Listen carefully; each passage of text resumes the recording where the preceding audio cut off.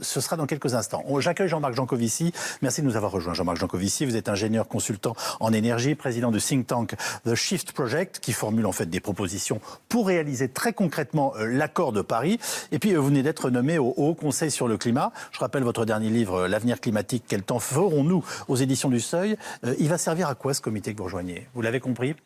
Je crois. Alors, je peux déjà vous dire à quoi il ne va pas servir. Ça n'est pas une réponse au mouvement des Gilets jaunes, parce qu'il va s'inscrire dans un temps assez long, oui. Qui n'est pas du tout celui de la réponse immédiate qui est aujourd'hui formulée dans la rue, quelle que soit cette demande, soit dit en passant, parce que je pense qu'elle est assez protéiforme, mais pas nécessairement très simple à comprendre. Ça ne concerne pas les Gilets jaunes. Alors, ça le concerne indirectement dans la durée, pas directement tout de suite, oui. La semaine prochaine. Ce que ça concerne, c'est que c'est 13 personnes, donc on n'est pas superstitieux, qui vont formuler à intervalles réguliers, mais pas toutes les semaines, un avis sur la politique publique en matière de trajectoire sur les émissions, si je dis simplement. Donc, en gros, qu'est-ce qu'on fait pour faire baisser les émissions de gaz à effet de serre de la France? Alors là où ça a un lien direct avec le sujet Gilets jaunes, c'est que les 2/3 du CO2 français viennent du pétrole. Et que dans ce pétrole, une grosse moitié vient des transports terrestres.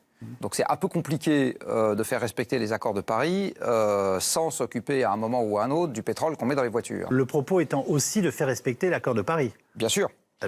Voilà. Je le fais préciser parce que vous savez qu'on a dit comité Théodule, etc. Donc, ça sera peut-être un comité Théodule, on verra l'expérience. Vous faites un Théodule très sympathique. Voilà, vous savez, quand vous démarrez votre émission, vous ne savez pas encore exactement où ça vous emmènera 6 mois plus tard. Exactement. C'est exactement pareil. donc on démarre, c'est une expérience intéressante et c'est inspiré du Climate Change Committee anglais. Et du reste, la présidente du Haut Conseil pour le climat est membre du Climate Change Committee anglais. Donc on a anticipé le Brexit, on a refait un lien, ça y est, directement. C'est bien. Post-Brexit. Mais ce qui est très bien, parce qu'elle a une expérience pratique du fonctionnement de ce genre de choses. Vous allez être un tableau de bord, pardonnez-moi de vous bousculer, mais... On va, alors je sais que les journalistes aiment bien bousculer, on va surtout devoir dire ce qu'on est capable de faire et de ne pas faire avec 24 heures par jour, 13 membres dans le comité qui ont une activité par ailleurs. Donc on verra ce qu'on arrive à faire, on va avoir des moyens qui ne seront pas juste nos cervelles, il va falloir qu'on ait une équipe. On verra exactement ce qu'on leur demande de chercher. Est-ce que le propos de ce Haut Conseil sur le climat est d'orienter notre politique et notre transition écologique et énergétique? Je peux vous donner 2 exemples. Parfait. Je ne vais pas vous dire ce que pense le Haut Conseil. Je vais vous donner 2 exemples de sujets qui pourraient par exemple tomber dans cette escarcelle. Absolument. Il y a en ce moment une loi sur les mobilités qui est discutée à l'Assemblée nationale. La mobilité, c'est du pétrole. On pourrait très bien émettre un avis intégrant la pertinence de cette loi. Est-ce qu'elle est adaptée? Est-ce qu'on essaye de résoudre un problème qui vaut 1000 avec une solution qui vaut 1? Ou est-ce que la solution vaut 1000? Ou est-ce qu'elle vaut 10? Est-ce qu'elle vaut 100? En répondant à des questions concrètes du style, oui, c'est peut-être pas mal de mettre des vignettes sur les camions. On verra. Là, on est vraiment aux prémices. C'est-à-dire que, pour ne rien cacher à personne, moi j'ai appris que j'allais faire partie de cette instance mercredi soir de la semaine dernière. J'ai appris quelle serait la liste complète des participants hier. Oui. Donc on découvre, d'accord? Oui, mais bien sûr. On arrive dans la pièce, on le découvre avec vous. Ça sent la peinture fraîche, voilà, et on va voir quel genre de discussion. Ce qui est intéressant, je le redis, c'est que ça s'inscrit dans le temps long. Donc a priori, on a au moins signé pour 5 ans. Et c'est pas quelque chose qui vise... Alors je pense qu'il y a eu une petite... Je ne sais pas si je dois dire erreur de calendrier, à parler à la fois de la concertation avec les Gilets jaunes et de l'installation de ce Haut Conseil, sans bien préciser l'articulation entre les deux, ce que je ne crois pas avoir entendu dans le discours présidentiel de ce matin, j'y étais. Mais donc là, il y a peut-être un peu de pédagogie qui a manqué sur l'articulation entre les deux. Le lien, encore une fois, est évident, parce que le pétrole, c'est l'essentiel du CO2 français. Mais les deux ne sont pas dans le même temps. Bon, le CO2, faut s'en passer. Moi, je vous pose la question. Alors, de toute façon, on va devoir. Je rappelle qu'il faut 100 millions d'années pour faire du pétrole, et donc que le pétrole n'est pas renouvelable, et que les mathématiques nous imposent, quand on tape dans quelque chose de pas renouvelable, que la consommation fait ça. D'accord ? Ça ne peut pas faire autre chose. Et en fait, depuis 2006, ça passe sous l'écran radar de la majeure partie de vos confrères, mais depuis 2006, la quantité de pétrole que les Européens peuvent consommer, c'est-à-dire la somme de ce qui vient de la mer du Nord, qui est notre seule production domestique, et de ce qu'on importe, a baissé de plus de 10%. Ça avait même baissé de 16% en 2014. C'est un peu remonté grâce au shale oil américain. Donc on est déjà en décrue pétrolière subie. Et en fait, les Gilets jaunes en sont une des manifestations pour moi. En 2011, j'avais écrit dans Les Échos une tribune qui s'appelait « Marine Le Pen, enfant du carbone », où j'expliquais que si on ne décarbonait pas volontairement l'économie, l'économie se décarbonerait toute seule et qu'à ce moment, ça donnerait ce genre de choses, parce que les gens seraient laissés dans une forme de détresse, ils auraient l'impression d'être abandonnés. Ça serait subi. Et quand on subit, en général, on n'aime pas ça. Voilà. Et mon sentiment, c'est qu'on commence à le payer. Là aussi, pardonnez-moi, question courte, réponse courte, c'est un comité scientifique? C'est un comité d'experts. Alors je sais que dans ce pays, quand on dit comité d'experts, on a l'impression de crâne d'œuf désincarnés qui prennent pas le métro et qui achètent jamais une baguette. Mais en l'occurrence, c'est un comité d'experts. Donc on parlera industrie, et écologie, et économie. Et... On essaiera de dire des choses pas trop idiotes sur ce que le pays peut faire, fait déjà de bien, pourrait faire de mieux, s'il s'agit de respecter une trajectoire d'émissions dont, je le répète, on va devoir la respecter de toute façon pour des raisons de contrainte d'approvisionnement un jour. Et bien évidemment, on aura présent à l'esprit qu'il n'y ait pas des gilets jaunes partout, parmi les gens chauffés au fioul, parmi les gens qui travaillent dans les cimenteries, etc. Donc c'est bien évidemment. Le président de la République a cité le fait, par exemple, d'inventer les usines du futur. Oui. Alors moi, je trouve ça, franchement, ça m'enthousiasme, c'est le genre de choses, je me dis, tiens, c'est passionnant, on peut dire aussi, c'est des mots, qu'est-ce qu'il y a derrière? Voilà, vous vous sentez, vous appropriez ce genre de projet? On peut surtout dire aujourd'hui que c'est des mots et qu'on ne sait pas ce qu'il y a derrière. Donc, pour le moment, quand on dit inventer l'usine du futur, c'est son interprétation de ce qu'on va devoir faire. Oui. On aura la nôtre, on est indépendant, donc on verra bien. Ah ben très bien. Bon, mais ce que je viens de vous dire là, c'est un projet. Quoi donc, l'usine du futur? Bah oui, réfléchir à l'usine du futur. Alors, dans les contraintes, je vais redire une qui sont les nôtres. Je vais redire une évidence pour moi, mais pas suffisamment partagée. Je rappelle qu'en fait, l'énergie, c'est pas un truc qu'on consomme en tant que tel. Les gilets jaunes ne sont pas intéressés à avoir du pétrole pour le boire. Oui. Donc l'énergie, c'est juste quelque chose qui permet d'utiliser une machine. Donc en fait, consommer de l'énergie, c'est se servir de machine. À partir du moment où on contracte l'énergie fossile, c'est-à-dire l'essentiel de l'énergie dont on dispose, on contracte le parc de machines en fonctionnement et donc on contracte tout. Le système économique, le pouvoir d'achat, la redistribution, tout, absolument tout. D'accord ? C'est ça qui est titanesque dans cette affaire. Oui. C'est ça qui est titanesque. Donc, on va s'intéresser à tout. Donc, on peut s'intéresser, en théorie, à l'aménagement du territoire, à la fiscalité, à la politique des transports, à la diplomatie, à la géopolitique, à la politique forestière, et j'en passe, et des meilleurs. Donc, seul le temps, le consensus entre les gens qui seront là et les moyens qu'on aura à notre disposition... limiteront notre créativité qui sera nécessairement débridée. On va revenir à nos familles. Vous vouliez ajouter quelque chose? Et on découvre le prochain reportage. Je voulais dire exactement, enfin rebondir sur ce que vient de dire Irénée Chospé, sur le fait que c'est un élément de la solution, ça ne peut pas être toute la solution. Oui. Parce que vous êtes obligé effectivement de préparer la vie du non-fumeur, si je reprends le parallèle.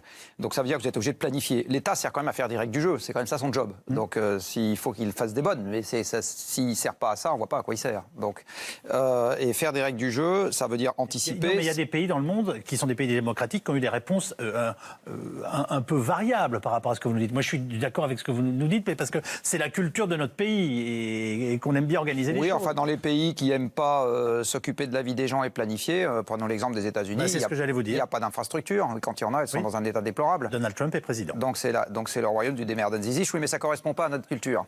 Oui. Nous, on est le seul pays communiste d'Europe de l'Ouest. C'est comme ça que ça marche, et donc il faut qu'on fasse avec. Mais donc, ce que je voulais dire, c'est que tout ça se planifie et s'anticipe. Donc effectivement, mettre des lignes de bus, c'est un truc que vous pouvez faire. Quand il y a vraiment beaucoup de gens concernés, mettre des lignes de train, mais il en faut beaucoup plus. Organiser du vélo, etc., du covoiturage, enfin tout ça s'organise. Et à partir du moment où les gens ont une alternative, ils ne sont pas plus idiots que vous et moi, donc de temps en temps, ils vont s'en servir. Vous vouliez ajouter une dernière chose? Non, je me dis que tout ça suppose beaucoup d'argent et que c'est pas sûr que nous en ayons. Beaucoup de temps et beaucoup de volonté, beaucoup d'argent. Plus que beaucoup d'argent. Non, les lignes de bus, c'est pas très cher. On est en déficit en tout cas. Alors si on veut parler argent, on a fait une transition qui nous a conduit à mettre 120 milliards dans les panneaux solaires et les éoliennes. Oui. Qui ne règle absolument pas ce problème-là. 144. Donc, 144. Avec l'éolien offshore, on est à 144. Je suis d'accord avec vous. On aurait mis cet argent depuis 10 ans dans l'éradication du fioul dans le chauffage, parce que c'est les mêmes qui se chauffent au fioul, et on aurait mis ça dans la baisse de la consommation des voitures avec des primes à la casse intelligentes, ce mouvement-là serait beaucoup moins présent. Donc les gens qui protestent ont raison. C'est la faute à Macron, si je peux me permettre. C'est la faute à tous les présidents qui se sont succédés depuis qu'on a décidé de singer les Allemands sans raison valable et qu'on a décidé de faire une transition pour antinucléaire de centre-ville, si je reprends la segmentation géographique. Non mais c'est exactement ça. C'est drôle. Et pas pour type qui prend sa voiture là où il n'a pas d'alternative. Je retiens la notion de transition pour antinucléaire de centre-ville. Et le social est de retour dans ce genre de débat et c'est tout à fait normal. Qu'est-ce que ça vous inspire comme commentaire, Jean-Marc Jancovici? Le social? Oui. Non, vous savez, il y a en regardant le reportage, je me disais, tiens, il y a quelque chose d'intéressant, c'est commençons par la réduction de l'écart des salaires entre les hommes et les femmes. Sur les salaires, j'ai quelque chose à dire, malheureusement qui n'est pas une bonne nouvelle, mais ça va revenir sur ce qui a été dit tout à l'heure. On a des recettes budgétaires dans ce pays qui sont essentiellement des impôts de flux. C'est-à-dire que vous prélevez chaque année une fraction du PIB qui lui-même est un flux. On a peu d'impôts de stock, on a l'impôt foncier, on avait l'ISF, enfin voilà, mais sinon c'est essentiellement des impôts de flux. Le PIB, je vais revenir à mon énergie de tout à l'heure, c'est une façon monétaire de compter la production économique, que vous pouvez aussi compter en kilowattheure, parce que l'énergie, c'est la marque d'une transformation, et l'économie consiste à transformer des ressources naturelles en ça, enfin voilà. Quand vous avez moins d'énergie, je le disais tout à l'heure, on a moins de transformation. Quand vous avez moins de transformation, vous avez moins de PIB, toutes choses égales par ailleurs, et si vous avez moins de PIB, vous avez moins de recettes budgétaires. Donc la très mauvaise nouvelle, et ça aussi, c'est quelque chose qui était prévisible avec cette lecture de l'économie, sans vouloir me vanter, je l'ai dit un certain nombre de fois, Monsieur Macron va devoir, enfin Monsieur Macron, le gouvernement, la France, parce qu'à la limite, le destin de Monsieur Macron, on s'en fiche, on parle du pays. Bon. La collectivité va devoir s'organiser avec des moyens en contraction, face à des problèmes qui augmentent. Oui. Voilà. Jean-Dominique Régnier nous expliquait ça depuis des années. Bon. Donc ça, c'est quelque chose qui, malheureusement... Alors là où je ne vais pas être d'accord avec lui, c'est que dans ce contexte-là, tout décentraliser, moi je crois que ce n'est pas une bonne idée, parce que quand on décentralise, on prend la liberté, mais on prend aussi l'absence de filet de sécurité. D'accord ? Démerdez-vous quand on décentralise. Hein. Donc c'est la désolidarisation. Quelque part. Pas forcément. Pas forcément. C'est une vision radicale et très marquée que vous avez là, mais pas forcément. Ça dépend. Donc, des pays l'ont fait sans avoir non, mais ça dépend renoncé à ça. Je répète, on sort de 2 siècles de croissance. Donc ce que les pays ont fait dans un contexte en croissance, vous savez, hein, en période de croissance, il n'y a pas de mauvais manager. Donc ce que les pays ont fait en période de croissance, c'est pas nécessairement reproductible sur ce qu'on est capable de faire en période de contraction. C'est pas les mêmes contraintes, etc. Donc pour en revenir à cette... Donc il y a un arbitrage à faire. C'est-à-dire qu'il y a des cas de figure où la centralisation est contre-productive et il y a des cas de figure où la décentralisation est contre-productive. Voilà. Donc sur les salaires, je le redis, on ne peut... C'est compliqué à partir du moment où il y a un facteur limitant qui s'applique à l'économie qui n'est pas un facteur humain. Ce n'est pas le nombre de gens qui travaillent ou la complaisance des banquiers, qui est un facteur physique. La production. Parce que la Terre fait 13 000 km de diamètre aujourd'hui, comme il y a 2 siècles, ça n'a pas changé. Eh bien, à ce moment, vous ne pouvez redistribuer, donc les salaires en font partie, une partie de ce que vous avez produit. Donc, à mon avis, le vrai sujet, il est moins l'augmentation des salaires hors contexte que la part entre les salaires et les rentes. Donc moi, je pense que le vrai débat dans un monde contraint, c'est celui du distinguo entre les salaires et les rentes. Je ne suis pas sûr que ce débat aujourd'hui soit très adulte. Guylaine, transformer les colères en solutions, ce sont des mots magnifiques. On ne peut pas ne pas être d'accord. Et en même temps, on a envie de lui dire comment. Vous avez compris la méthode, vous Moi, je comprends que c'est l'expression, paradoxalement, d'un désarroi. C'est-à-dire qu'il répond à un désarroi de la rue par son propre désarroi. Depuis Chirac, en fait, on a des présidents qui sont formatés pour conquérir le pouvoir et qui ne savent plus quoi en faire une fois qu'ils sont au pouvoir. C'est-à-dire qu'ils n'ont pas d'objet, ils n'ont pas de récit, ils n'ont pas de narratif, ils disent pas « tiens, on va aller sur la Lune ». Alors, il aurait pu dire, lui, avec son mec de Planet Great Again, moi, c'était mon souhait, nous, les Français, on a un plan un peu mégalo, un peu ambitieux, un peu délirant, on va décarboner l'économie, nous, on va le faire, et les autres ne le font pas, nous, on va le faire. Et ça, c'est un objet. Donc, dans décarboner l'économie, je change les bâtiments, je change les villes, je change l'agriculture, je change tout. C'est pas un peu ce qu'il a dit dans la première partie de son intervention ? Il l'a dit, il ne sait toujours pas comment le faire. Donc, il pense qu'en passant... C'est à vous de l'aider, dites donc, avec votre comité. Nous sommes 13 et on se réunit une fois par mois. Non, mais attendez, il ne faut pas trop en demander à Théodule. Il n'a pas fait Polytechnique pour rien. Il n'a pas fait Polytechnique pour rien avec l'argent du contribuable. Laissez Théodule, ça c'est vrai. Merci. Mais je travaille un tiers de mon temps de manière bénévole. J'espère le lui rendre comme ça. Je vous le reprochais pas. Non, mais je peux vous le dire. Bon. Oui, mais c'est bien. Donc je pense qu'il est juste en train de passer la charge de la preuve à des gens à qui elle n'appartient pas. C'est-à-dire qu'en fait, enfin, moi je suis pas politologue, mais j'ai l'impression un peu intuitivement comme ça que cette manifestation, la fiscalité, n'est qu'un prétexte. Au fond, la raison de fond est beaucoup plus profonde. C'est un sentiment de je sais pas où je vais. Parce que quand vous avez un cap un peu difficile à passer, où vous dites là, vous allez un peu transpirer, courir le 100 mètres, vous n'avez pas envie, mais derrière, vous savez que vous avez une bonne bouffe, vous le faites. Bon. Mais là, on est dans le cas de figure dans lequel on va vous dire, on va vous mettre la tête sous l'eau froide, puis après, on ne vous dit pas ce qui se passe. L'horizon n'est pas clair. Voilà, alors je vous le dis plus simplement que moi. Parlait de panne sèche. Mais il y a quelque chose de ça pour moi. Et donc, on a besoin d'un narratif. On a besoin de quelqu'un qui nous dise, voilà, on regrette d'avoir Zigouine 3, on est comme ça. Et donc, on a besoin de quelqu'un qui nous dise, voilà, l'horizon, il est là, puis on va y aller tous ensemble. C'est pas ce qu'il a fait ce matin. En fait, vous voulez Emmanuel Churchill. Un peu. Mais je pense qu'on est dans une situation de crise profonde. Larvée, elle est pas aussi brutale que l'invasion d'un pays par l'Allemagne, mais il y a quelque chose. On est dans la tectonique des plaques aujourd'hui. C'est-à-dire que les trucs sont en train de se mettre en tension, puis de temps en temps ça pète. Puis là, c'est que le début, je vous le dis, parce que l'énergie ayant tout fait dans notre monde, Non, mais l'énergie ayant tout fait dans notre monde, la décrue énergétique, c'est de la tectonique des plaques qui met tout en tension. Bon, donc, tout. Bon. Donc, si on ne s'occupe pas du problème, aujourd'hui, il va s'occuper de nous. Et aujourd'hui, il n'y a pas... Donc, c'est ça que je voulais dire dans la décentralisation. On ne peut pas décentraliser le narratif, c'est ça que je voulais dire. On peut décentraliser l'action, on peut décentraliser les moyens. La décentralisation, c'est du narratif.